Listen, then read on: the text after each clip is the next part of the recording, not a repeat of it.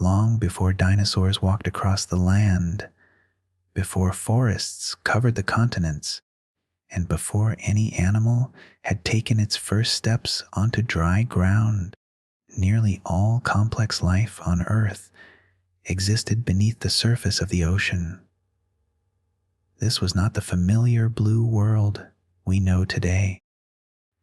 There were no whales calling across the depths, no schools of silver fish, and no coral reefs crowded with bright colors.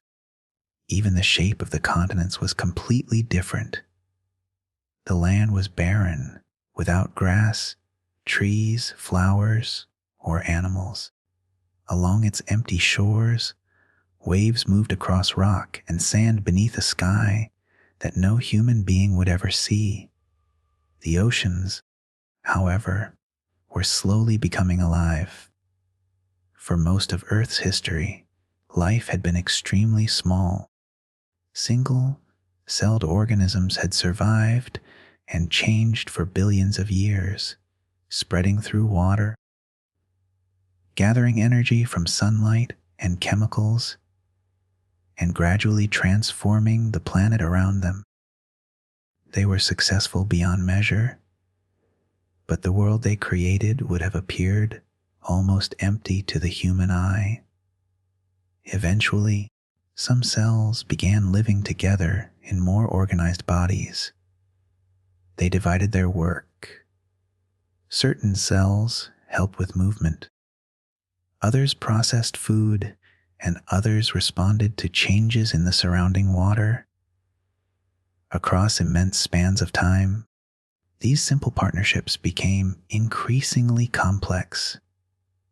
By the late Precambrian, more than 540 million years ago, the seafloor supported communities of soft-bodied organisms. Some resembled flattened discs. Others looked like leaves anchored in sediment. A few had long, divided bodies that left faint impressions in ancient mud. They did not form a single strange civilization of animals waiting to become modern life. They belonged to many evolutionary experiments, some of which disappeared without leaving descendants that can be identified with certainty. Their bodies were usually soft, and only under unusual conditions were their shapes preserved as fossils. The seed on which they lived could be covered by thick microbial mats. These layers of microorganisms stabilized the sediment and created a surface unlike most modern ocean floors. There were still few animals capable of digging deeply through it. Much of life remained spread across the top, absorbing nutrients, filtering particles, or moving slowly from one place to another. For a time, survival may have depended more on finding energy than on escaping an attacker. But this balance did not last. As the Cambrian period began, roughly 539 million years ago, animal life changed with remarkable speed by geological standards. Over tens of millions of years, the fossil record began to show a far greater variety of bodies and ways of living. Animals developed hard shells, external armor, jointed limbs, spines, grasping appendages, and more effective methods of movement. Some began to burrow beneath the seafloor. Others rose into the water above it.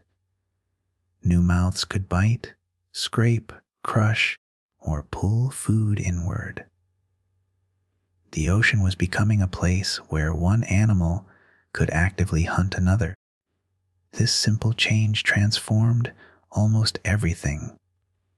Once an animal could pursue and consume living prey, every nearby organism faced a new problem. Remaining still might conserve energy, but it also made the body easier to find. A soft exterior, required little material to produce but offered almost no protection. Moving into open water might provide access to new food, while also exposing the animal to hunters approaching from several directions. Natural selection did not plan solutions in advance. There was no moment when life decided to invent armor or speed. Instead, small variations affected which individuals survived long enough to reproduce. Over many generations, structures that offered even a slight advantage could become more common. A harder covering might prevent an attacker from reaching soft tissue. Spines could make swallowing difficult. A flexible body could turn quickly. Stronger muscles could produce a sudden burst of movement. Sensitive organs could detect vibrations, chemicals, shadows, or changes in light. Predators changed as well. If prey became better protected, hunters that could break shells or reach around defenses gained an advantage. If prey moved faster, successful hunters also had to improve. Every new defense created pressure for a new form of attack, and every better hunter favored prey that could escape it. An evolutionary contest had begun beneath the waves. One of the most important developments was vision. Light had always shaped life in the upper ocean. Simple organisms could respond to brightness and darkness long before complex eyes appeared. Even a basic light, sensitive patch could help an animal remain near favorable conditions or detect when something passed overhead. But during the early Cambrian, some animals possessed visual systems of extraordinary complexity. Fossils from this period preserve compound eyes made from thousands of individual lenses. These eyes could gather information about movement, direction, and the shapes of nearby objects. The ability to see changed both hunting and survival. A predator no longer had to rely entirely on accidental contact or chemical traces drifting through water. It could locate movement from a distance, choose a target, and adjust its path while approaching. A prey animal with good vision could notice danger before physical contact and begin escaping sooner. The ocean was no longer only a world of touch, taste, and current. It had become a world of images. Vision also required more than eyes. Information had to travel through a nervous system and produce a useful response. Fossils from early Cambrian arthropods show that some possessed surprisingly complex brains and visual processing centers. These animals were not merely floating structures reacting blindly to their surroundings. They could receive sensory information, coordinate their limbs, and respond rapidly to a changing environment. The consequences reached far beyond individual encounters. Animals that could move efficiently gained access to new parts of the ocean. Burrowing creatures disturbed sediments that had remained stable. Filter feeders processed suspended particles. Scavengers consumed bodies that sank toward the bottom. Predators controlled the numbers and behavior of their prey. Food webs became more complicated. Life spread above, across, and beneath the seafloor. Some animals concealed themselves in sediment. Others carried protection on their backs. Many remained small, but size was beginning to offer new possibilities. A larger hunter could overpower a wider range of prey. while a larger body could also discourage smaller attackers. Yet size came with costs. A large animal needed more food and oxygen. It required an effective way to move and support its body. It had to locate enough prey to repay the energy spent searching for it. For the first great hunters of the ocean, becoming large was not enough. They needed a combination of senses, movement, weapons, and behavior suited to their surroundings. The word monster is something humans would invent much later. The animals of these seas were not evil, cruel, or unnatural. Each one was simply the result of a long history of survival. A grasping limb, a ring-shaped mouth, a row of spines, or a pair of enormous eyes existed because those features had once helped an ancestral creature remain alive. To us, many Cambrian animals appear strange because their bodies do not fit neatly into the familiar categories of the modern world. Some belong to early branches of groups that still survive. Others represented evolutionary paths that eventually ended.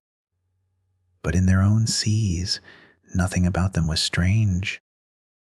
They occupied a world where the basic rules of animal life were being tested in countless forms. How should a body move? Where should its mouth be placed? How much protection was worth carrying? Was it safer to hide on the bottom, dig beneath it, or swim into open water?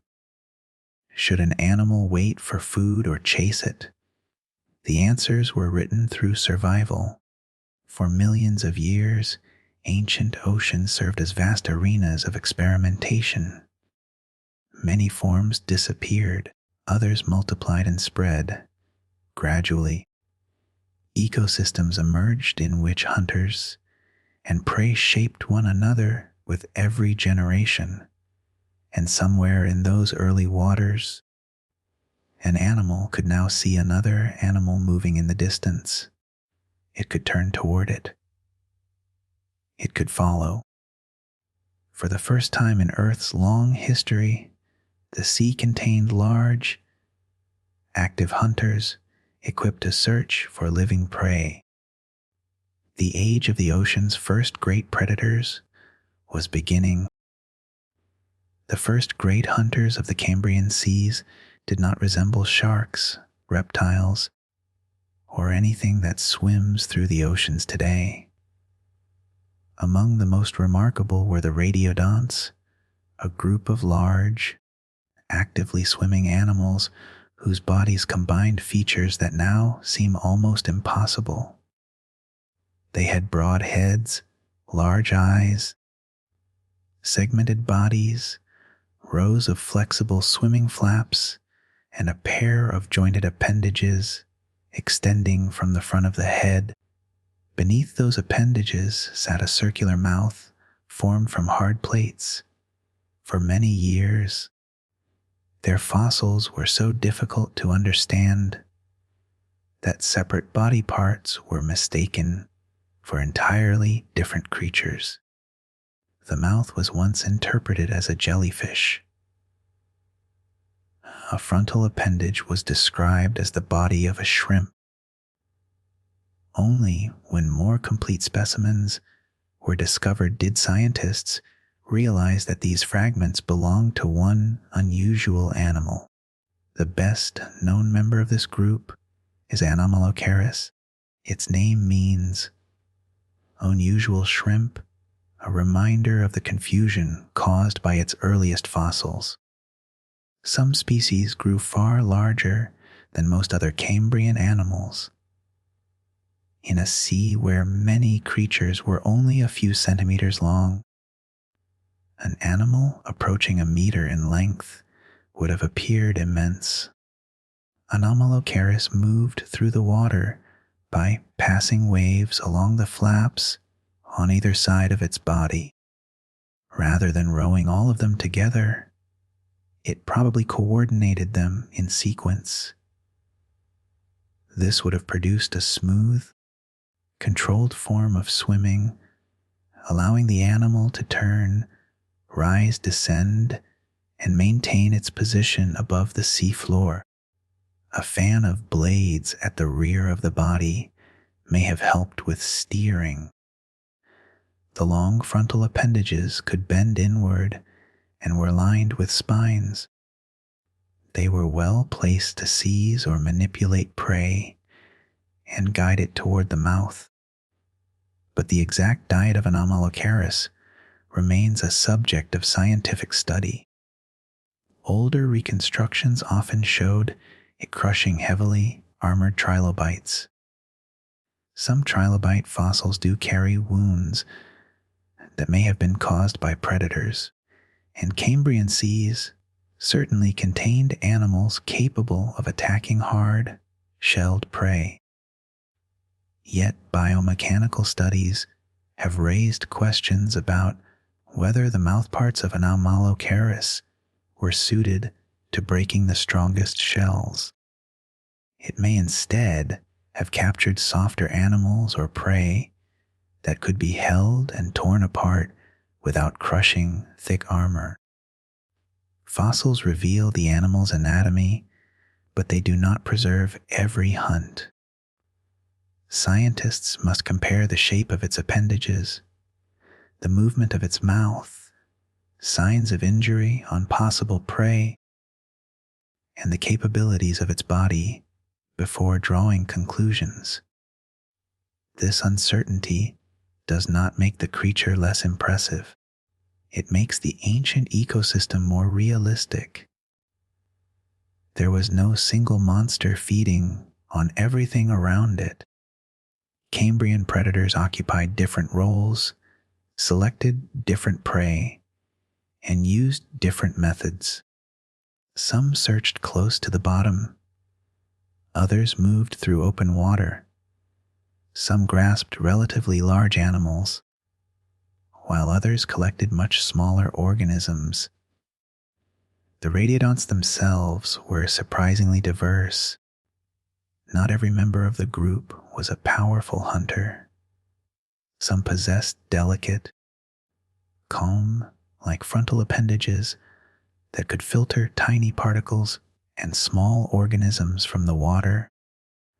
These large suspension feeders demonstrate that the same basic body plan could evolve in very different directions. One branch developed structures for seizing prey. Another transformed its appendages into filtering equipment. This variety had already appeared more than 500 million years ago. In the case of Anomalocaris, vision was likely one of its greatest advantages. Fossil eyes attributed to the animal contain thousands of individual lenses.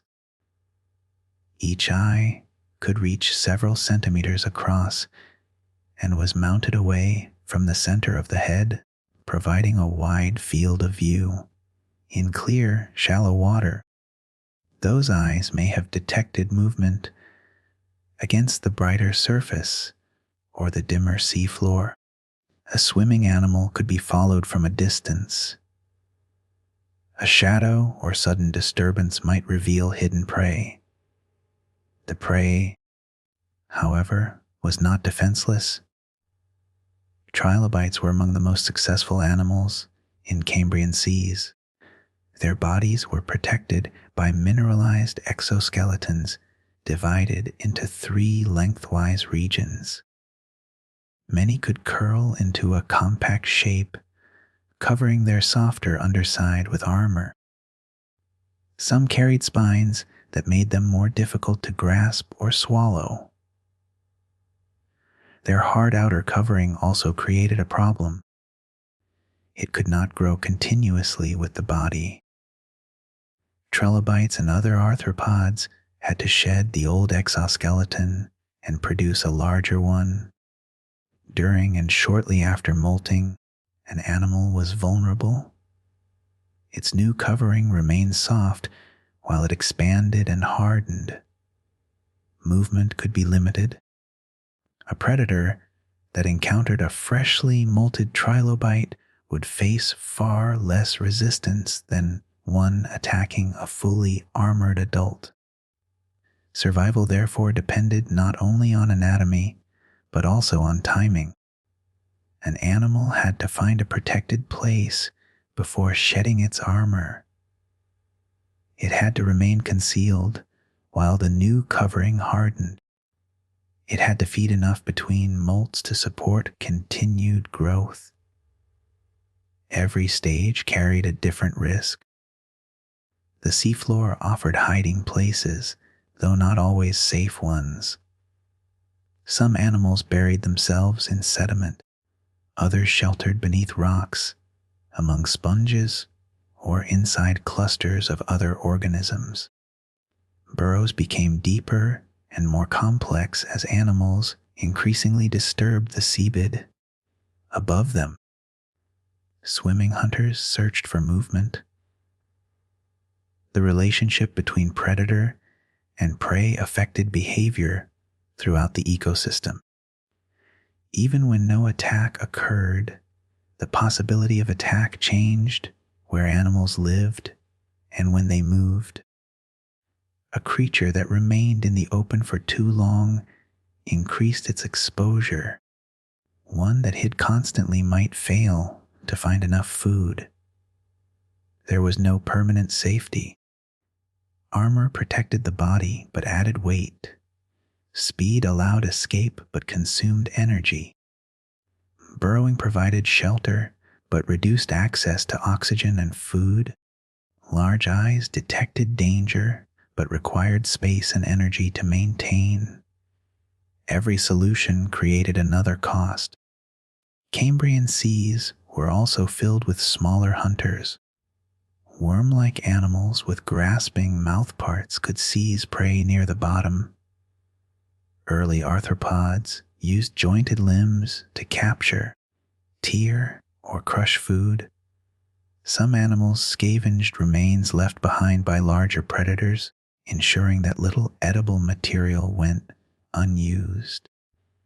A dead animal descending toward the seafloor could attract an entire community. Scavengers opened the body. Smaller organisms consumed fragments. Microbes completed the process, returning nutrients to the surrounding environment. Life and death were becoming connected through increasingly complex food webs. Anomalocaris and its relatives stood near the most visible end of this transformation. Their size, movement eyes, and frontal appendages made them symbols of the new Cambrian ocean. Yet they were not rulers in the human sense. They could be injured. They could fail to find food. Young individuals were probably vulnerable to animals too small to threaten an adult. Environmental changes could remove the prey on which they depended. Even a great predator survived only while the surrounding ecosystem supported it. For millions of years, radiodonts moved through ancient seas, diversifying into hunters, sediment feeders, and filter feeders. Some branches survived beyond the Cambrian, continuing into later oceans that were already becoming more crowded with new forms of life. But the evolutionary contest had only begun. Protected shells were growing stronger. Arthropods were becoming more varied. Early vertebrates were moving quietly through the water, still small and easily overlooked. The future masters of the ocean had not yet revealed what they would become. As the Cambrian seas gave way to later oceans, the struggle between hunter and prey entered a new stage. The soft-bodied experiments of earlier times did not disappear, But the underwater world became increasingly crowded with animals protected by shells, plates, spines, and hardened external skeletons. Survival now depended not only on finding food or avoiding detection. It often required breaking through armor or carrying enough protection to withstand an attack. During the Ordovician and Silurian periods, marine ecosystems grew more diverse. Reefs expanded. Brachiopods, mollusks, trilobites, and many other invertebrates occupied the seafloor. Above them moved increasingly varied predators. Among the most striking were the eurypterids, commonly called sea scorpions. Despite the name, they were not true scorpions. They belonged to a broader group of arthropods related to modern arachnids. Their bodies were divided into armored segments, and many carried grasping appendages near the mouth. Some were relatively small. Others became among the largest arthropods ever known. Different eurypterids lived in different environments and did not all hunt in the same way. Some walked across the bottom. Others possessed broad, paddle-shaped limbs that helped them swim. Certain species probably seized small animals, while larger forms may have attacked fish and other arthropods. Their appearance was intimidating, but their success still depended on the same balance faced by every predator. An armored body offered protection, yet required energy to build and carry. Large appendages could restrain struggling prey, but only if the hunter approached closely enough. A creature moving across the seafloor could remain near abundant food while sacrificing some of the speed available in open water. Meanwhile, another group was beginning a transformation that would reshape the history of the oceans. The earliest vertebrates had no jaws.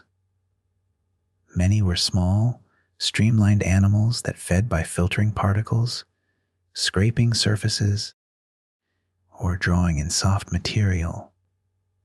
Some later jawless fishes possessed extensive bony armor around the head and front of the body. This protection could discourage attackers, but it also made them less flexible than many of the predators around them. Then jaws appeared. The transition did not occur in a single sudden step, and scientists continue to investigate exactly how the earliest jaws developed. The basic structures were probably modified from arches that originally supported the front portion of the gill region. Across many generations, these elements became capable of opening, closing, and applying force around the mouth. A jaw changed what a vertebrate could do. Instead of merely drawing food inward, an animal could grasp it. It could hold prey that attempted to escape. It could cut flesh, crack hard coverings, or tear pieces from something too large to swallow whole.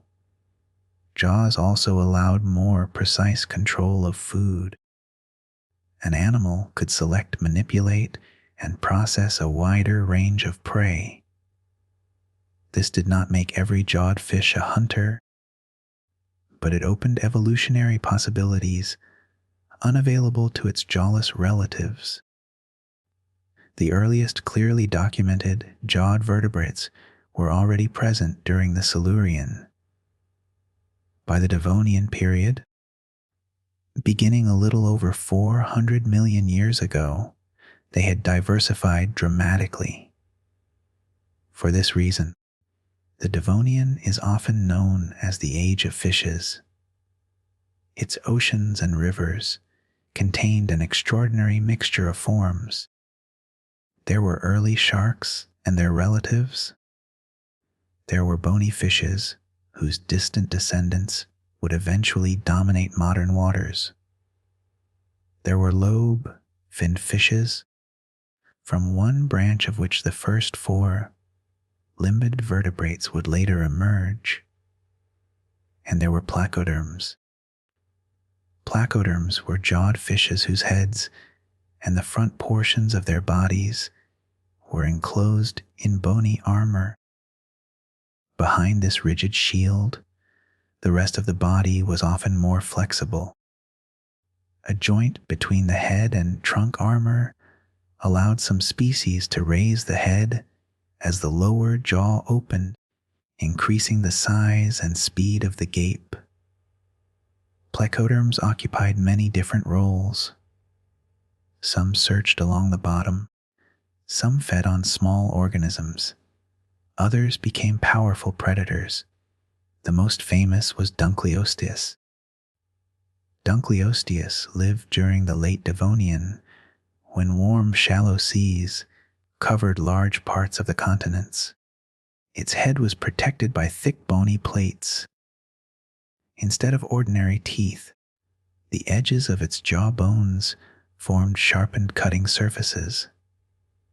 As the animal repeatedly opened and closed its jaws, these plates may have maintained effective cutting edges against one another.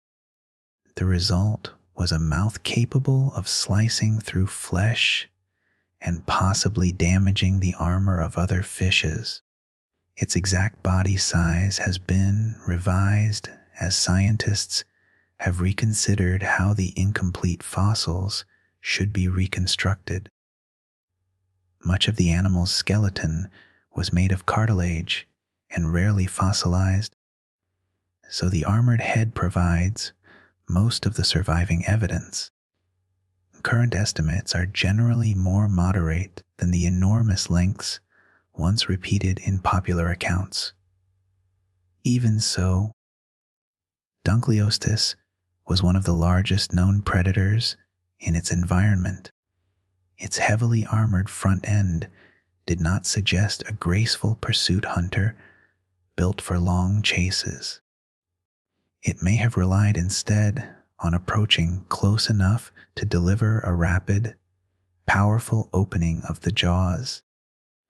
Water and prey would be drawn toward the expanding mouth, followed by a forceful bite.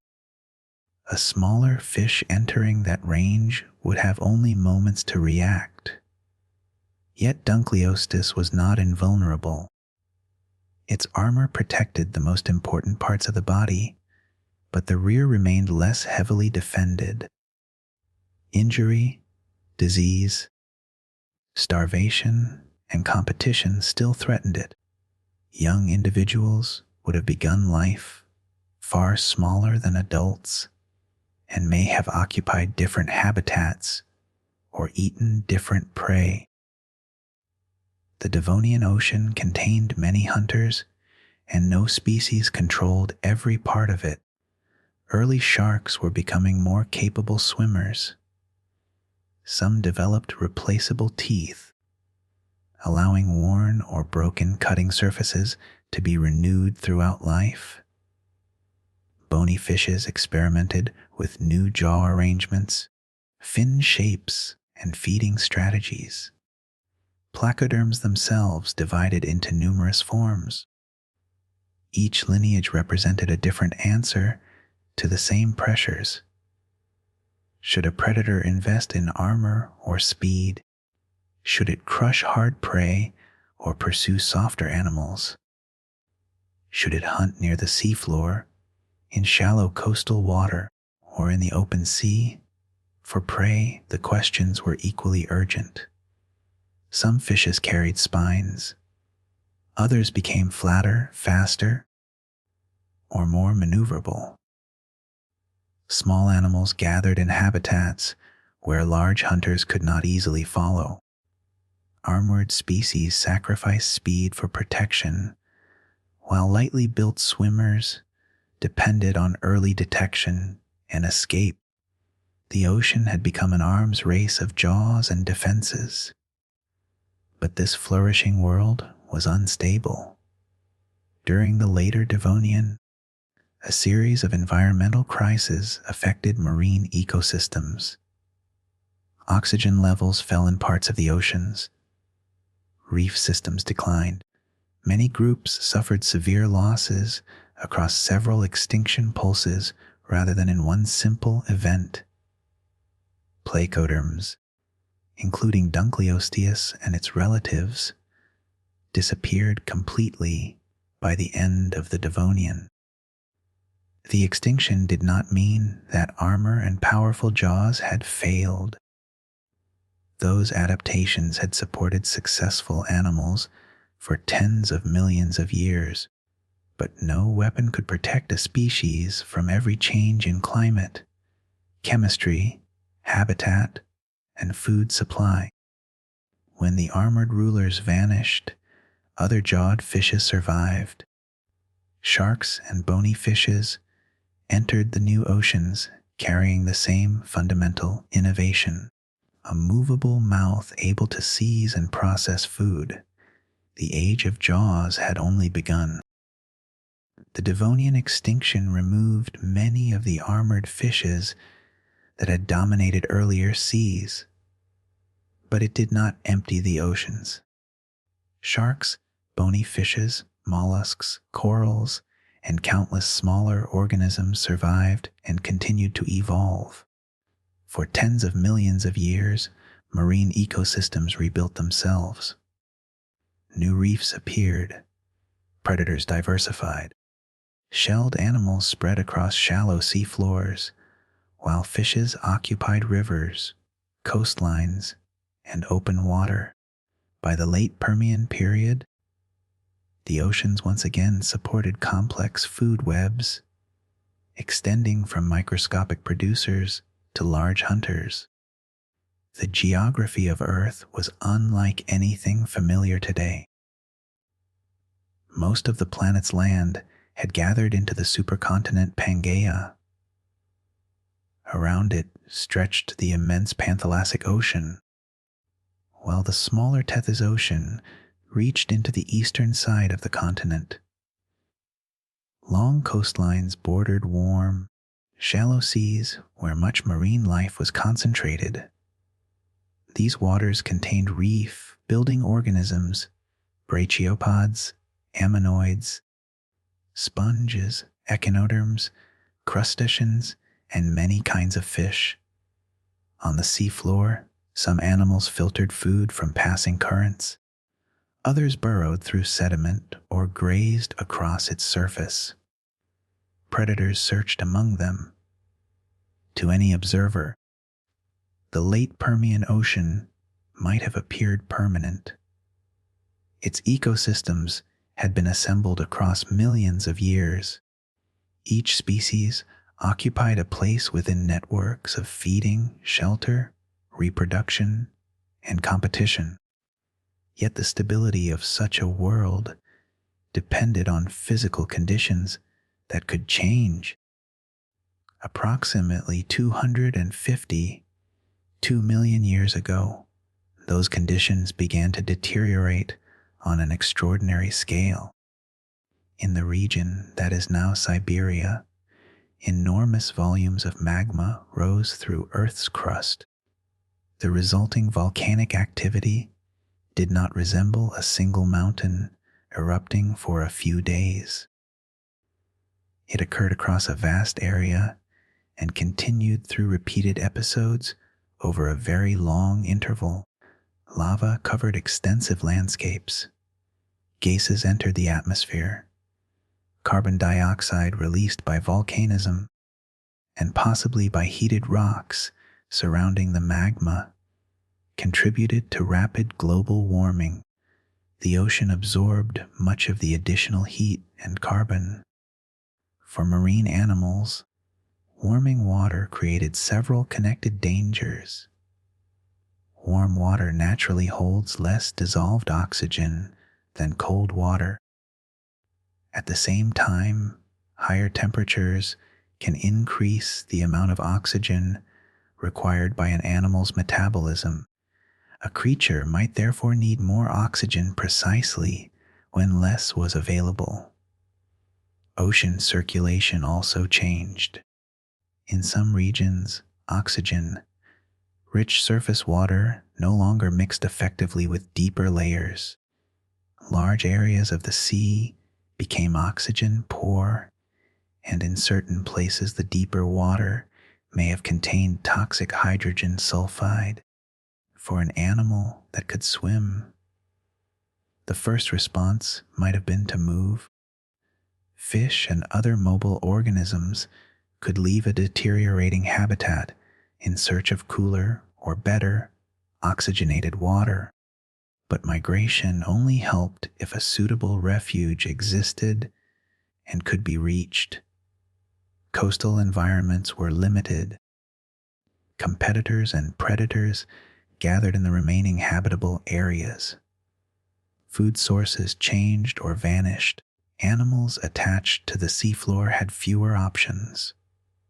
A brachiopod, sponge, or reef organism could not simply cross an ocean. If the surrounding water became too warm, acidic, or depleted of oxygen, survival depended on tolerance rather than escape. Ocean acidification created another pressure. As seawater absorbed carbon dioxide, its chemistry shifted. Organisms that built shells or skeletons from calcium carbonate faced greater difficulty maintaining those structures. The effects were not identical everywhere or for every group, but they added another strain to ecosystems already disturbed by warming and oxygen loss. Food webs began to weaken from several directions. When primary producers changed, the animals feeding upon them were affected. When reef builders disappeared, entire habitats vanished. When common prey declined, predators could no longer obtain enough energy. A large hunter might survive the first environmental shock yet disappear later, because the ecosystem beneath it had collapsed. The end, Permian crisis, was therefore not simply an event in which one terrible day destroyed the oceans. Evidence indicates that marine extinction occurred through severe pulses amid continuing environmental instability. Conditions varied between regions, and not every habitat became unlivable at the same moment. Some organisms found temporary refuges. Others survived the first crisis only to encounter another. But the final losses were immense. The extinction was the most severe known biological crisis of the last half-billion years. Entire families and long-established ecological communities disappeared. Reef systems collapsed. Many once common seafloor animals became rare or vanished completely. Yet the ocean did not become entirely lifeless.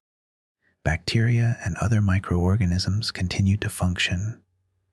Some small invertebrates survived. Certain fishes, ammonoids, and bivalves crossed the boundary into the Triassic period. These survivors were not necessarily superior in every ordinary situation. Many may simply have possessed characteristics useful during catastrophe. A species able to tolerate heat, low oxygen, fluctuating salinity, or limited food had a greater chance. A small animal needed fewer resources than a large one. A creature capable of reproducing quickly could rebuild its population faster after heavy losses. Wide geographic distribution reduced the chance that every population would be destroyed at once. In the earliest Triassic seas, simplicity became an advantage. Many environments were dominated by a limited number of hardy organisms. Some bivalves spread widely across disturbed sea floors. Small opportunistic species occupied habitats where more specialized communities had disappeared. The resulting ecosystems were not empty, but they were less complex. A healthy, mature food web contains many connections. If one prey species declines, a predator may switch to another. If one habitat is damaged, nearby habitats may continue to support reproduction. After the extinction, many of these alternatives no longer existed. Recovery was also interrupted by continuing heat, oxygen loss, and instability in the carbon cycle. Life would begin to expand, only for environmental conditions to worsen again. For a long time, the oceans remained dangerous not because they were filled with enormous predators, but because the water itself could become hostile. Still, evolution did not stop. Surviving ammonoids diversified rapidly. Fishes expanded into ecological spaces left vacant by extinct competitors. New kinds of mollusks and crustaceans became more important. Burrowing animals gradually disturbed the seafloor again, allowing sediments and nutrients to circulate in new ways. Recovery did not occur everywhere at the same speed. In some locations, surprisingly complex communities appeared relatively early. In others, full ecological rebuilding took millions of years. Researchers continue to study whether the delays were caused mainly by repeated environmental shocks, by the time required to reconstruct food webs, or by both. What is clear is that the ocean emerging from the crisis would not simply recreate the Permian world. Extinction had removed many of its former inhabitants permanently. The surviving lineages entered seas filled with vacant opportunities. Feeding roles, habitats, and hunting strategies that had once belonged to other animals were now available. Among the survivors were reptiles living on land. They had evolved bodies supported by limbs, lungs adapted for breathing air, and eggs suited to reproduction away from open water. At first, these traits seemed to belong entirely to the terrestrial world. But the recovering oceans contained abundant opportunities. Along coastlines, some reptiles began spending more time in shallow water. Perhaps they searched for fish, shellfish, or other prey. Individuals that swam more efficiently could reach food unavailable to their relatives on land. Limbs became better suited to paddling. Bodies became more streamlined. Bones changed in density. Tails became more useful for propulsion. This transition did not happen once. Several different reptile lineages independently entered the sea during the Triassic. Some remained close to shore. Others eventually became so thoroughly adapted to marine life that returning to land was no longer possible.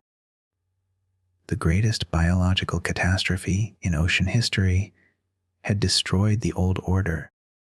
It also created the ecological space in which an entirely new generation of marine hunters could arise. The first reptiles that entered the recovering Triassic seas were still shaped by life on land. They breathed air. Their ancestors had walked on four limbs. Their bodies were supported by skeletons built for gravity rather than open water. To feed at sea, they had to return repeatedly to the surface, and many of the earliest forms probably remained close to coastlines where escape onto land was still possible. But the ocean rewarded every improvement in swimming. A slightly flatter limb could push more water. A longer body could move with stronger side-to-side waves. Denser bones could help an animal remain submerged in shallow water, while a lighter, more streamlined body favored sustained swimming farther from shore. These changes appeared gradually and in several unrelated reptile groups. There was no single ancestor from which every marine reptile descended. Different lineages entered the sea independently, each transforming an inherited land body in its own way. Some early forms remained amphibious hunters. Nothosaurs, for example, had long bodies, flexible tails, webbed feet, and elongated jaws filled with sharp teeth. They probably moved between shallow coastal water and land, catching fish and other small animals near reefs and lagoons. Their limbs had not yet become the rigid flippers of later marine reptiles. They may have paddled with their feet while using the body and tail for additional movement. On shore, they would have been awkward compared with fully terrestrial reptiles. But they were not yet prisoners of the ocean. Other lineages changed more completely. Among them were the early relatives of ichthyosaurs. The first ichthyosauriforms appeared during the early Triassic, surprisingly soon after the end Permian mass extinction. Some of the earliest known members still possessed elongated bodies and relatively broad limbs. Their swimming probably depended heavily on bending the trunk and tail from side to side. They did not yet resemble the smooth, dolphin-shaped ichthyosaurs that would appear later, but evolution in the group proceeded rapidly. As generations passed, the limbs became shorter and broader. Individual fingers lengthened or multiplied, forming stiff paddles rather than weight-bearing feet. The neck shortened, reducing resistance as the animal moved through water. The body deepened and became more streamlined. The tail became increasingly important.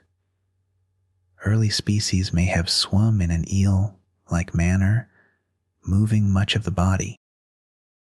In later ichthyosaurs, propulsion became concentrated farther toward the rear. Their vertebral columns bent downward into the lower part of a crescent-shaped tail, while soft tissue formed the upper lobe. This shape allowed the body to remain comparatively stable as the tail drove the animal forward. Similar outlines would later evolve in sharks, tuna, and dolphins, even though these animals were only distantly related. Water places strong limits on the most efficient shape for a fast swimmer. A streamlined body, narrow connection to the tail, and powerful rear propulsion repeatedly emerged because they reduced drag and converted muscular effort into forward motion. Ichthyosaurs still had to surface for every breath. Their lungs could not extract oxygen from water, and their reptilian ancestry never disappeared. Yet almost every other part of their lives became adapted to the sea. Their eyes were often large. In some species, rings of small bones supported the eyeball and helped it retain its shape under pressure. Large eyes would have been valuable in dim water, during deep dives, or while hunting at dawn and dusk. Different ichthyosaurs evolved different jaws and teeth. Some had long, narrow snouts suitable for seizing fish or squid, like cephalopods. Others possessed stronger teeth capable of handling harder or larger prey. Stomach contents, tooth wear, and fossilized remains reveal that they did not all occupy the same feeding role. The name ichthyosaur means fish lizard, but these animals were neither fish nor aquatic dinosaurs. They were reptiles that had returned to the water and gradually lost the ability to live anywhere else. That transformation created a serious problem. A fully marine reptile could no longer crawl onto shore to lay eggs. Its body was too specialized for swimming, and its flippers could not support its weight on land. The solution was live birth. Fossils preserve adult ichthyosaurs with embryos inside their bodies, as well as individuals apparently preserved during birth. The young developed internally and were born directly into the water. This adaptation freed the animals completely from the coastline. They could spend their entire lives in the open sea, traveling far from land and following prey across wide marine regions. Reproduction no longer required a beach, a nest, or a dangerous journey onto shore. Live birth also brought new risks. A pregnant female carried the developing young while continuing to hunt and avoid predators. The offspring had to emerge capable of swimming almost immediately. Birth near the surface may have allowed a newborn to take its first breath quickly, although the exact behavior cannot be observed directly from fossils. Among marine reptiles, live birth evolved more than once. Fossils also show it in some Triassic sauropterygians and in other fully aquatic reptile groups. For lineages that became unable to leave the water, it was one of the most important steps toward permanent life at sea. Content reference oisetZionau, indexadau. Ichthyosaurs also began increasing in size with remarkable speed. Within a relatively short interval after their first appearance, some Triassic species had already become large ocean-going animals. Later forms reached truly enormous dimensions, comparable in length to modern whales. Large size offered several advantages. A large body retained heat more effectively than a small one. It could store greater energy reserves, travel longer distances, and reduce the number of predators capable of attacking a healthy adult. A large hunter could also consume prey unavailable to smaller species, but gigantism required an ocean capable of supporting it. Large animals need vast quantities of food. Their existence indicates that Triassic marine food webs had recovered enough to transfer energy through several levels, from microscopic producers to smaller animals, fish and cephalopods, and finally to major predators. The return of giants, therefore, marked more than the success of one reptile group. It revealed that the oceans themselves were becoming complex again. Some giant ichthyosaurs may not have been built like the fastest later species. Long bodies and powerful tails could carry them through open water, but enormous size would have made rapid turning difficult. Their hunting behavior probably depended on the prey available and the precise construction of the skull and teeth. Scientists must often reconstruct these animals from incomplete remains. A skull may survive, Without the rest of the body, vertebrae may be scattered. Soft fins and tail outlines are preserved only under exceptional conditions. Estimates of size and swimming style can therefore change when new fossils are discovered or old specimens are re-examined. What remains clear is the speed of the transformation. Only a few million years after the greatest extinction in Earth's history, reptiles had entered the sea, diversified into many forms, become fully aquatic, and begun producing large open ocean swimmers. Early ichthyosauriforms appear to have radiated quickly during the early Triassic rather than changing through a long period of slow, uniform evolution. Ein content reference Oaesidae 1 Haynes Index 1, they were not alone. Sharks continued to evolve. Bony fishes expanded. Ammonoids recovered and diversified. Sauropterygians developed their own methods of swimming and feeding. Coastal waters filled with animals competing for fish, shellfish, and sheltered breeding grounds. The Triassic Ocean was no longer a nearly empty world waiting to recover. It had become crowded again, and as marine reptiles moved farther from shore, different body plans began dividing the ocean between them. Some hunted in shallow lagoons. Some cruised through open water. Others would eventually develop long necks, enormous heads, or 4 powerful flippers. The age of the great marine reptiles had begun. By the beginning of the Jurassic period, marine reptiles had divided the ocean into many different ways of life. Some were built for speed, others relied on strength, concealment, or patience.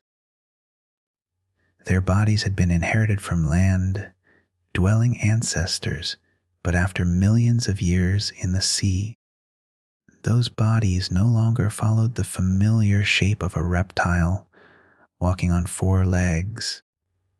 Ichthyosaurs had become among the most efficient swimmers. Their streamlined bodies narrowed toward powerful tails. Their limbs had been transformed into compact flippers, used mainly for control rather than propulsion. In many species, the resemblance to modern dolphins was striking, although the two groups were separated by an enormous evolutionary distance. This similarity was not evidence of close relationship. It was an example of convergent evolution, when unrelated animals face the same physical demands. Natural selection can produce similar solutions. Water resists movement far more strongly than air. A fast swimmer benefits from a smooth body, reduced projections, and a powerful structure at the rear capable of generating thrust. The Jurassic ichthyosaurs carried these adaptations into open water. Some pursued fish and squid like cephalopods near the surface. Others possessed exceptionally large eyes that may have allowed them to hunt in dim conditions or at greater depths. Their narrow jaws could close around small, fast prey, while rows of teeth helped prevent slippery animals from escaping. But speed was only one possible answer to survival. Another lineage had developed an entirely different body plan. Plesiosaurs possessed broad trunks and 4 large flippers. Instead of driving themselves mainly with the tail, they moved their limbs through the water in a manner often compared with underwater flight. The exact coordination of all 4 flippers has been studied through anatomical models and computer simulations. The front pair probably produced much of the thrust, while the rear pair could add power, improve control, or help the animal accelerate and turn. No living marine animal has precisely the same arrangement. Sea turtles swim with large front flippers, but their rear limbs play a smaller role. Penguins use 2 wings. Whales and fish rely on tails. Plesiosaurs used 4 similarly developed paddles, creating a style of movement that disappeared with them. Within the plesiosaurs, 2 broad body shapes became especially familiar. Some had relatively small heads and extremely long necks. Others had short necks and enormous skulls. The long, necked forms are often imagined holding their heads high above the water like swans. Their skeletons make this unlikely. The neck was not designed to rise vertically far above the surface, and the weight and flexibility of the body would have limited such a posture. Its real purpose remains debated. A long neck may have allowed the head to approach schools of fish, while the larger body remained farther away. It may have helped the animal search across a wide area of water or reach into different feeding zones without repositioning the entire body. Yet the neck also created resistance. Rapid sweeping movements would have displaced water and possibly warned prey.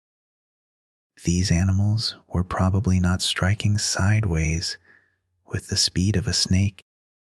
Their success may instead have depended on controlled movement, careful approach, and the ability to place a relatively small head close to prey before the body was noticed. Their teeth were generally narrow and pointed. They were useful for gripping fish and soft-bodied cephalopods, but not for cutting large pieces from heavily built prey. Some plesiosaurs may also have consumed bottom-dwelling animals, and stones found within their body cavities have sometimes been interpreted as swallowed gastroliths. These stones may have assisted digestion, ballast, or both, although their precise function is not always certain. The short-necked plesiosaurs followed another path. The largest of them are known as pliosaurs. A pliosaur carried a broad, muscular head at the front of a powerful body. Its jaws were lined with large teeth, and its neck was short enough to support the forces produced during an attack. Some species reached very large sizes and occupied positions near the top of Jurassic food webs. Unlike a long-necked hunter taking relatively small prey, a large pliosaur could attack other marine reptiles, substantial fish, and large cephalopods. Bite marks and damaged bones preserved in fossils show that marine reptiles sometimes attacked one another. Not every injury was fatal. A wounded animal might escape and survive long enough for the bone to begin healing. Such fossils preserve rare evidence of violent encounters that occurred millions of years ago. A pliosaur did not need to be the fastest animal in the ocean if it could approach close enough to deliver a devastating bite. Its 4 flippers may have provided strong acceleration over a short distance. A sudden attack from below or from darker water could reduce the time available for prey to react. But even a major predator had limits. A large body required a constant supply of food. A damaged flipper or infected wound could interfere with hunting. Young animals were smaller and more vulnerable. Competition with other predators could force individuals into less favorable habitats. Jurassic seas also contained marine crocodile relatives known as thalattosuchians. Some retain long, narrow jaws and may have lived near coasts, rivers, and shallow water. Others became highly specialized for the open sea. In the most aquatic forms, the limbs became flippers, the body grew streamlined, and the tail developed a fin. Their skin appears to have lost the heavy armor associated with many land and freshwater crocodilians, reducing resistance in the water. They were not simply modern crocodiles swimming offshore. They represented another independent experiment in transforming a land-based reptile into a marine hunter. Different species develop different feeding adaptations. Slender, jawed forms could catch fish. More robust skulls and teeth allowed others to take larger prey. Some had cutting edges suited to tearing flesh rather than merely gripping it. Below and around these reptiles lived vast numbers of ammonites. Their coiled shells are among the most recognizable fossils of the Mesozoic seas. Inside each shell, chambers helped regulate buoyancy, while the living animal occupied the open outer section. Ammonites were related to modern squid, octopuses, and nautiluses, but they formed their own diverse and successful group. Some were small enough to be swallowed whole. Others grew shells more than a meter across. They occupied different depths and feeding roles, and they reproduced in numbers large enough to become an important food source for many predators. Broken shells and tooth marks provide evidence that reptiles, fish, and other hunters attacked them. The shell offered protection, but it was not perfect. A predator might crush it, bite through the opening, or remove soft tissue without destroying every chamber. Some ammonites developed ribs, spines, thicker walls, or unusual shapes that may have made them more difficult to handle. As defenses changed, predators evolved new methods of attack. The old evolutionary contest continued. The water itself created additional challenges. Every marine reptile still breathed air. Even species capable of diving deeply eventually had to return to the surface. This exposed them during moments when their movement and direction became predictable. A predator could patrol beneath an area where prey surfaced regularly. A young animal taking its first breaths faced particular danger. We do not know whether marine reptiles protected their offspring, traveled in groups, or lived mostly alone in most species. Fossils occasionally preserve several individuals together, but interpreting behavior from such discoveries is difficult. The animals may have gathered naturally, died in the same event, or been transported after death. Still, some evidence suggests that the Jurassic oceans were not inhabited by isolated creatures moving through empty water. Schools of fish traveled together. Ammonites gathered where food and currents favored them. Reefs and shallow banks concentrated life. Migrating animals may have followed seasonal resources or moved between breeding and feeding areas. The ocean was divided not by visible borders, but by temperature, depth, current, light, and prey. An ichthyosaur adapted to open water pursuit would not hunt exactly like a pliosaur waiting for a close attack. A long, neck plesiosaur could reach food unavailable to a broad-headed predator. A marine crocodilian might search along a coastline that a giant deep water swimmer rarely visited. These differences reduce direct competition while filling almost every available feeding role. But the Jurassic seas were not stable forever. Climate changed. Ocean chemistry shifted. Sea levels rose and fell. During the early Jurassic, a major episode of warming and reduced oxygen disrupted marine ecosystems and contributed to the extinction of several reptile lineages. The survivors entered a reorganized world. Plesiosaurs continued to diversify. New ichthyosaurs replaced earlier forms. Marine crocodilians expanded into increasingly specialized shapes. The largest predators became more powerful, while smaller hunters developed speed, maneuverability, and more selective diets. By the late Jurassic, the oceans supported a community of reptiles unlike any that had existed before. Above them flooped pterosaurs. Along nearby shores walked dinosaurs.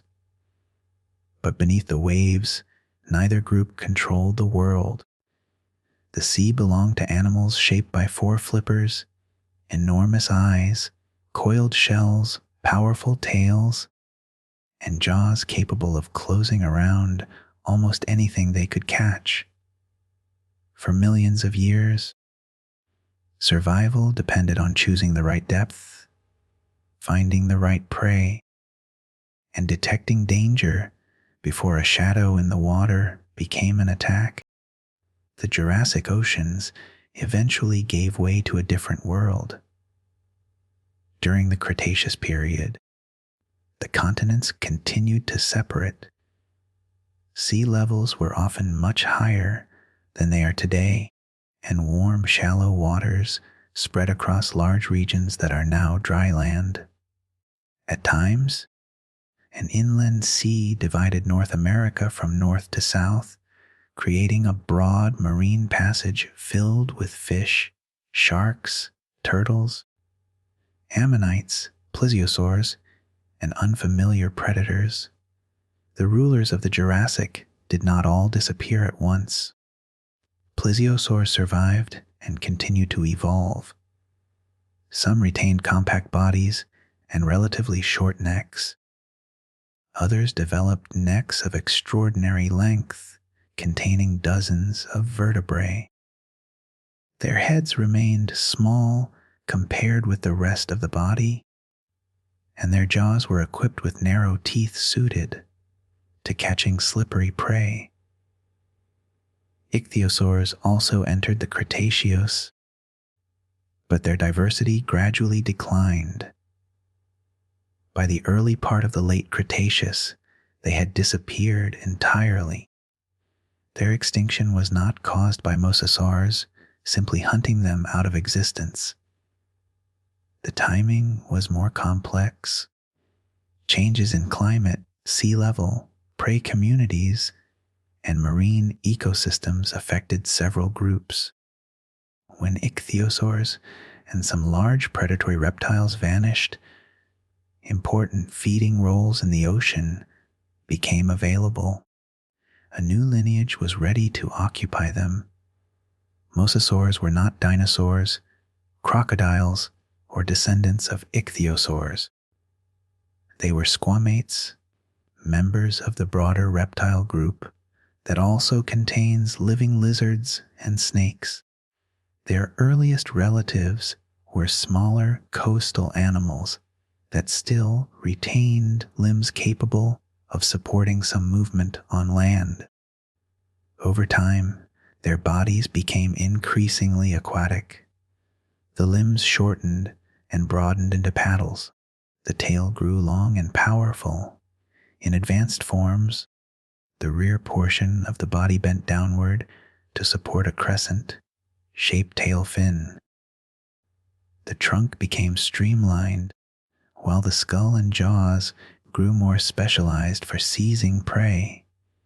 Unlike ichthyosaurs, which had already spent more than 100 million years adapting to open water, mosasaurs transformed rapidly. Within roughly the final 30 million years of the Cretaceous, they spread through oceans across the world and evolved into many different forms. Some were relatively small and lightly built. Others reached lengths of more than 10 meters and became among the largest predators of their time. Size estimates vary between species and specimens because complete skeletons are rare, but the largest mosasaurs were unquestionably enormous marine animals.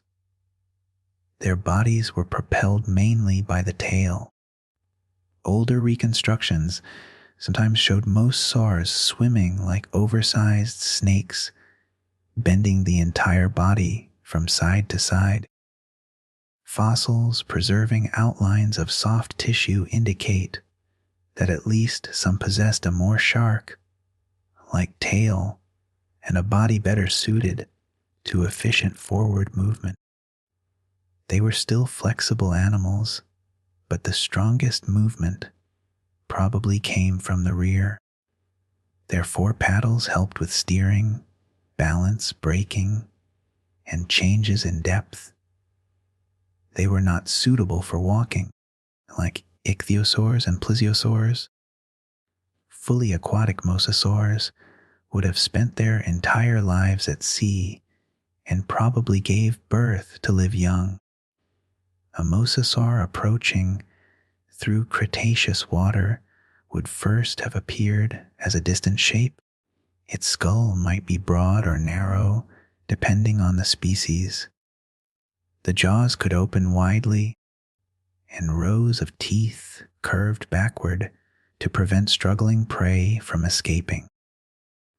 Additional teeth on the roof of the mouth helped guide food toward the throat. The skull was more mobile than that of many other reptiles. Different sections could shift slightly in relation to one another, allowing the animal to handle prey that could not be swallowed in a single easy motion. But mosasaurs should not be imagined unhinging their jaws in the exaggerated manner sometimes attributed to snakes. Their feeding abilities were impressive without requiring fantasy. Not all mosasaurs ate the same food. Some possessed slender, pointed teeth and probably caught fish, squid-like animals, and ammonites. Others had thicker conical teeth capable of resisting greater force while attacking larger prey. A few developed rounded crushing teeth suited to breaking hard shells. Globidens was one such specialist. Its teeth were low, broad, and almost spherical. They were poorly suited for slicing flesh, but effective for crushing shellfish and other armored prey. This animal occupied a very different role from a long-jawed mosasaur pursuing fish through open water. Other species were more general in their feeding. Microscopic wear preserved on mosasaur teeth suggests that their diets did not always divide into perfectly separate categories. Individuals may have eaten a range of available prey, rather than following one rigid menu throughout life. This flexibility would have been useful in changing seas. A predator able to switch between fish, cephalopods, turtles, seabirds, or smaller marine reptiles could survive shortages that might threaten a more specialized hunter. Direct evidence of diet occasionally survives. Fossilized stomach contents have included fish bones, ammonites birds, and remains of other marine reptiles. Bite marks on shells and bones reveal unsuccessful attacks as well as successful ones. In rare cases, healed wounds show that an animal survived an encounter powerful enough to damage its skeleton. A large mosasaur could attack formidable prey, but every hunt carried danger. A turtle shell could damage teeth. A struggling plesiosaur could strike with its flippers or jaws. Another mosasaur could compete for the same carcass. Even smaller prey might escape after forcing the hunter to spend more energy than the meal was worth. The ocean did not reward violence alone, it rewarded efficiency. A successful hunter had to choose prey it could actually capture, avoid serious injury, and obtain more energy than it used during pursuit. An enormous adult might dominate many encounters, but it also required a large and dependable food supply. Young mosasaurs lived under different conditions. They began life far smaller than adults and could not hunt the same prey. Coastal nurseries, shallow bays, and protected waters may have offered abundant small fish and shelter from the largest predators. Juveniles would have competed not only with members of their own species, but also with sharks, fish, and smaller reptiles. Many probably never reached full size. The Cretaceous seas contained numerous dangers besides mosasaurs. Large sharks patrolled open water. Some possessed broad, cutting teeth, while others specialized in smaller prey. Giant predatory fish could reach several meters in length and carried mouths filled with sharp fangs. Sea factiness was one of the most dramatic examples.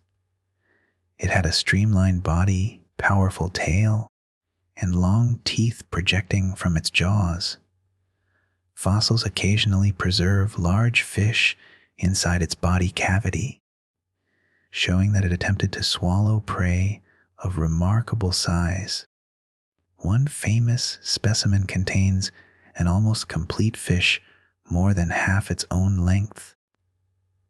The meal may have contributed to the predator's death. Swallowing large prey quickly reduced the chance of losing it, but it also created the risk of internal injury, obstruction, or an inability to escape another attacker. Even a successful strike could become fatal. Ammonites remained widespread and diverse.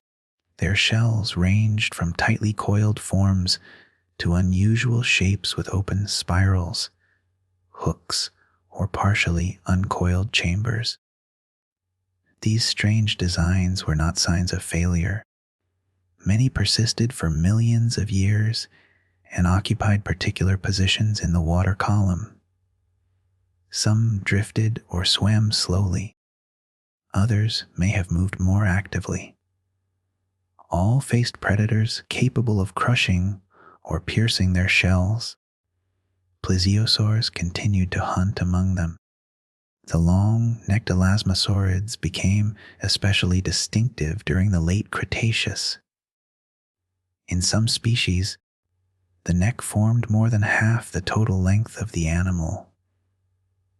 Such proportions were extreme, even among plesiosaurs.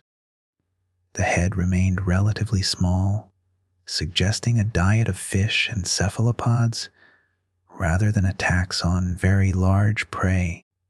A long neck may have allowed the mouth to enter a school before the bulk of the body arrived, although exactly how these animals used it remains uncertain.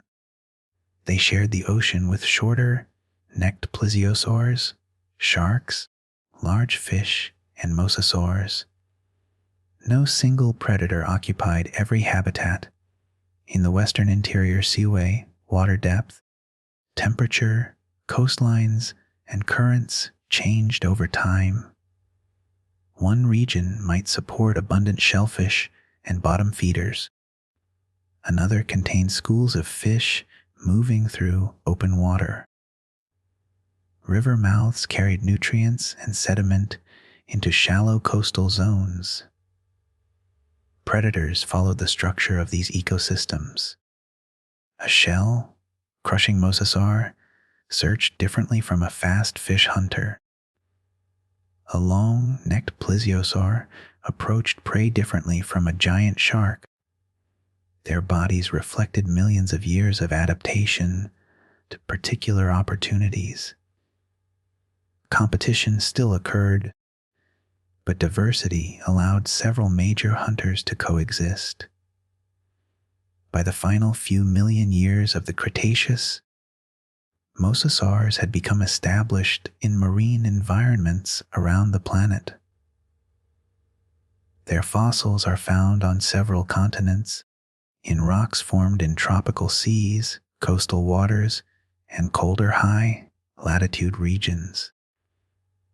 They had achieved a level of global success comparable to the great marine reptile groups before them.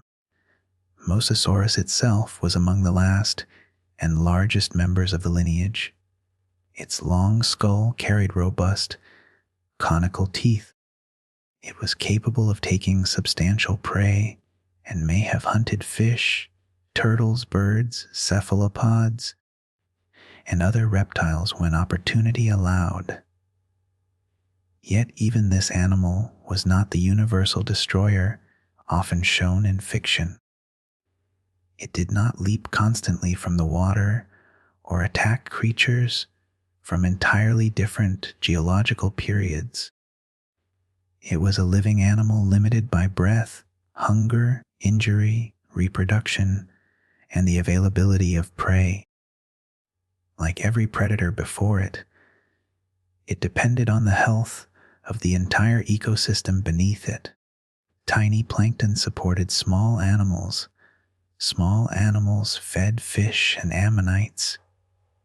Those creatures supported larger hunters. If the lower levels weakened, size and strength could not save the animals above them.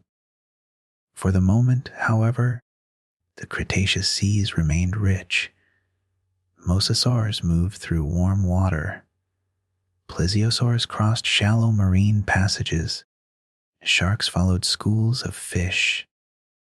Ammonites drifted beneath the surface, while turtles traveled between feeding grounds and nesting beaches.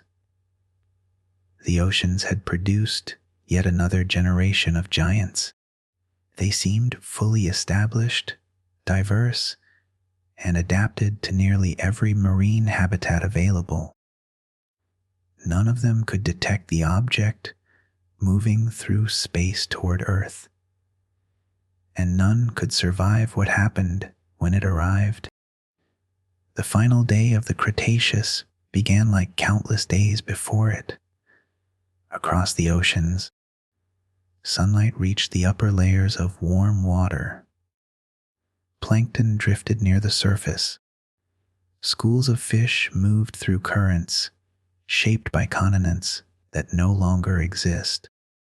Ammonites adjusted their buoyancy within coiled shells, while turtles crossed long distances between feeding grounds and nesting coasts. Far below, larger animals hunted. Mosasaurs moved through open water. Plesiosaurs searched for fish and cephalopods. Sharks followed injured or isolated prey. Nothing in their behavior suggested that the structure of the ocean was about to change. The object approaching Earth had traveled through space for millions of years. It was roughly 10 kilometers across, large enough to release an almost unimaginable amount of energy when it struck. Its path ended near the coast of what is now the Yucatan Peninsula in Mexico. The impact occurred approximately 66 million years ago. In only seconds, Rock beneath the shallow sea was compressed, melted, and thrown outward. A vast crater formed. Seawater was displaced. Material from the impact site rose high into the atmosphere, while intense heat spread across the surrounding region. Near the impact, destruction was immediate. Enormous waves moved through the Gulf and surrounding seas. Coastal environments were swept away. Sediment was torn from the seafloor and carried across great distances. Animals living near the strike had almost no chance to escape.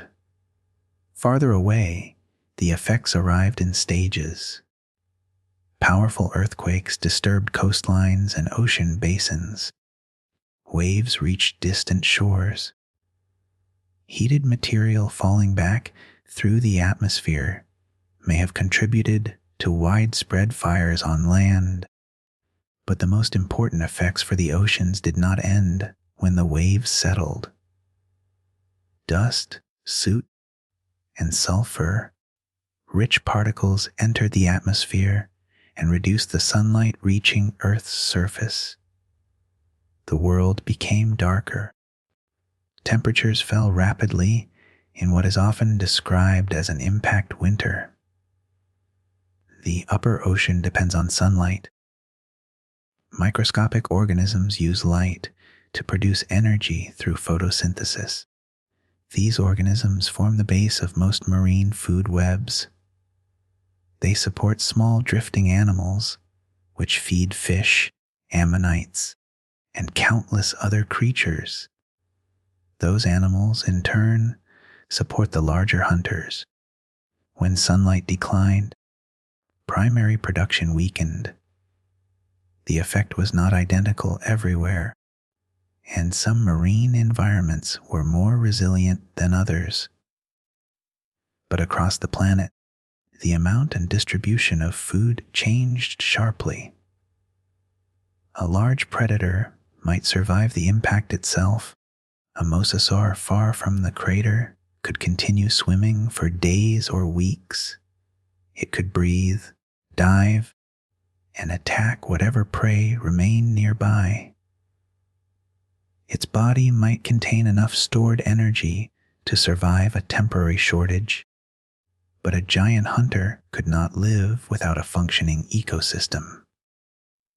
As plankton populations declined, the animals feeding upon them also suffered. Small fish became less abundant. Cephalopods lost food sources. Reproduction failed.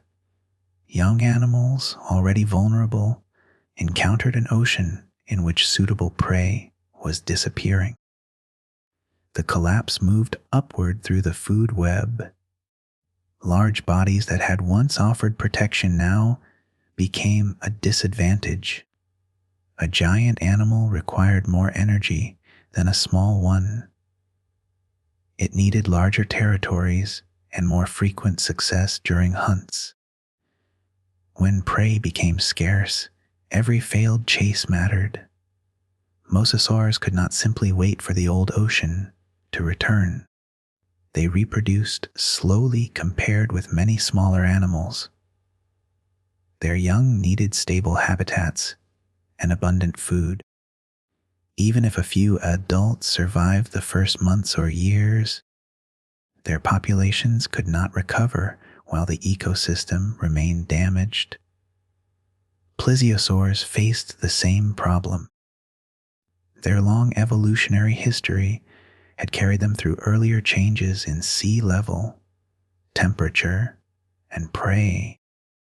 But this crisis was unusually rapid and global. The habitats that supported them were disrupted across vast regions at the same time. Ammonites disappeared as well. They had survived previous extinction events and had diversified into many forms. Their shells had protected them from predators and allowed them to occupy different depths and environments. Yet their early life stages may have depended heavily on planktonic food webs.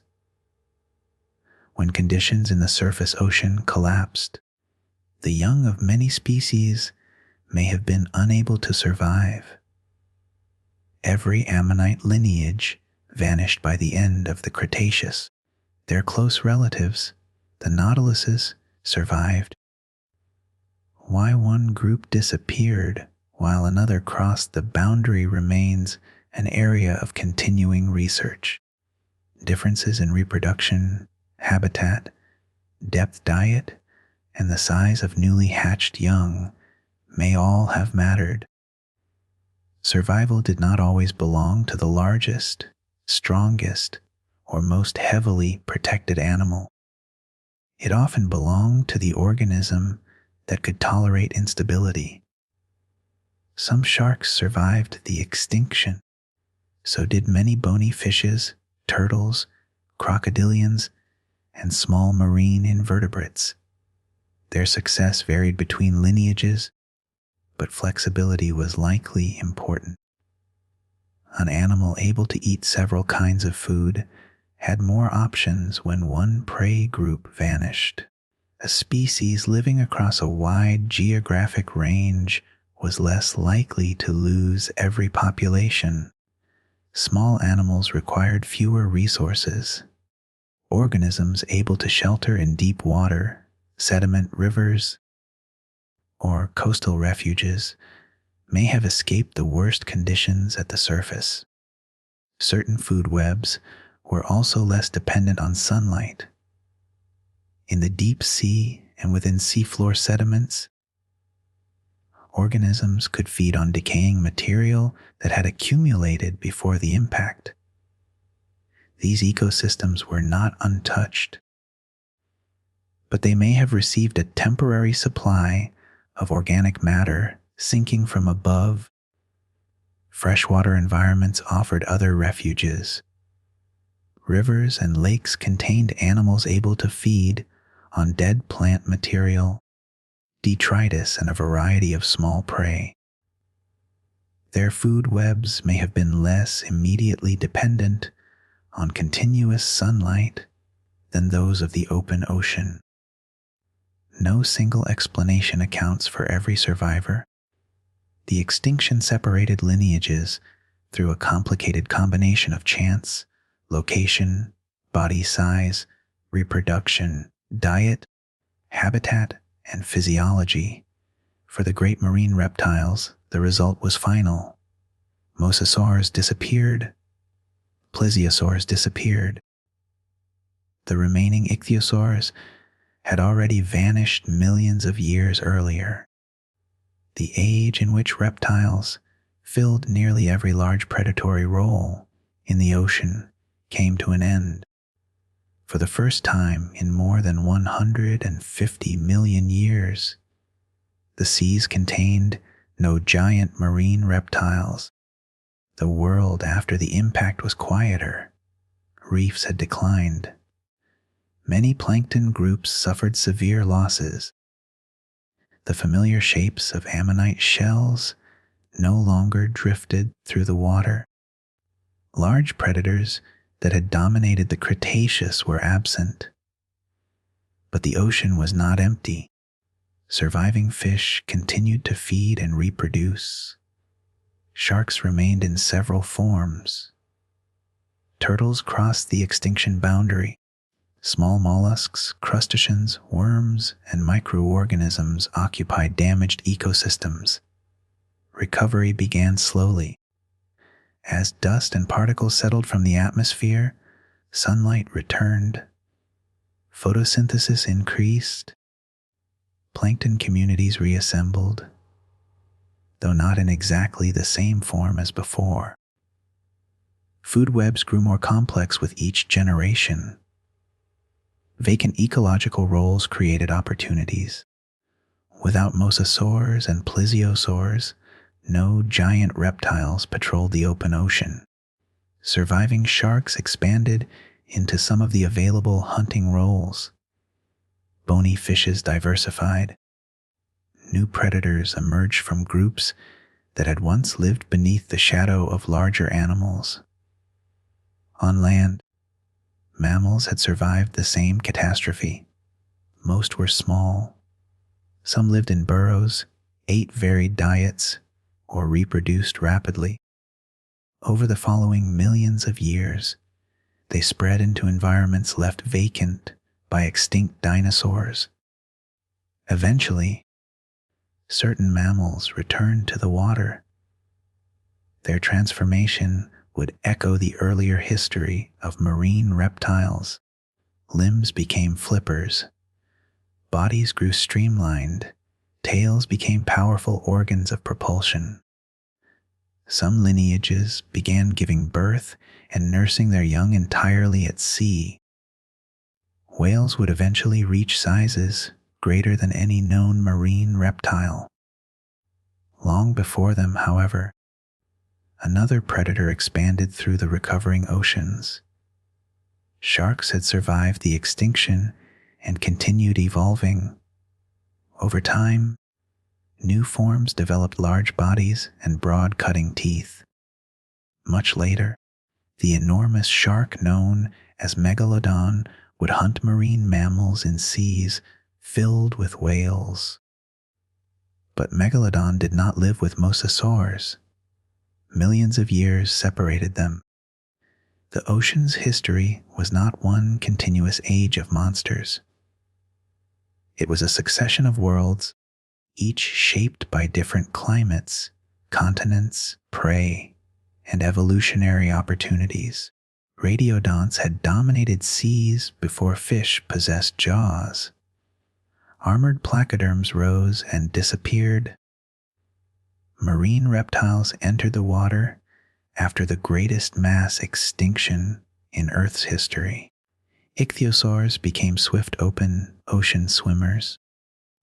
Plesiosaurs evolved 4 powerful flippers and bodies, unlike anything alive today.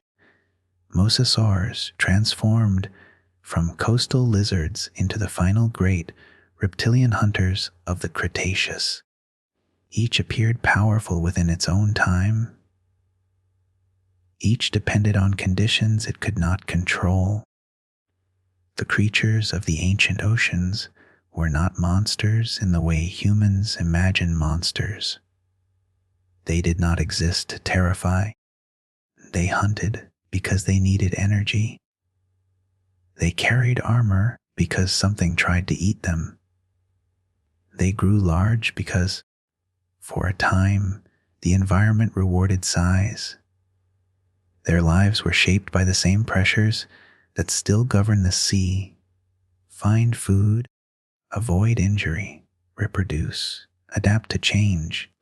For hundreds of millions of years, those simple requirements produced eyes with thousands of lenses, jaws made from sharpened bone, shells thicker than a predator's bite, 4 flippered swimmers, living births in open water, and bodies longer than a city bus.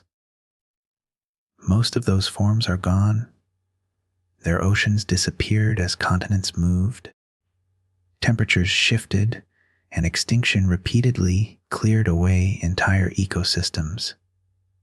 Yet their history remains inside the rocks. A fragment of shell can reveal an unsuccessful attack. A healed bite mark preserves the moment an animal escape.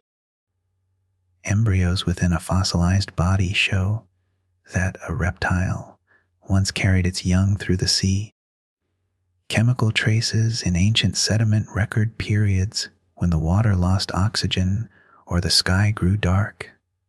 Together, these pieces allow us to enter worlds no human being ever witnessed. The oceans around us are modern, but they are not separate from that past. Every shark, fish, turtle, squid, and whale belongs to a history shaped by survival through repeated catastrophe. The animals alive today are not the final or perfect forms of life. They are simply the branches that have continued until now. Far beneath the surface, The contest between hunter and prey still continues. Eyes search through dim water, bodies hide beneath sand. Schools turn as one when a shadow approaches. Predators conserve energy until the moment of attack. The species have changed. The ancient oceans are gone. But the struggle that created their giants has never ended.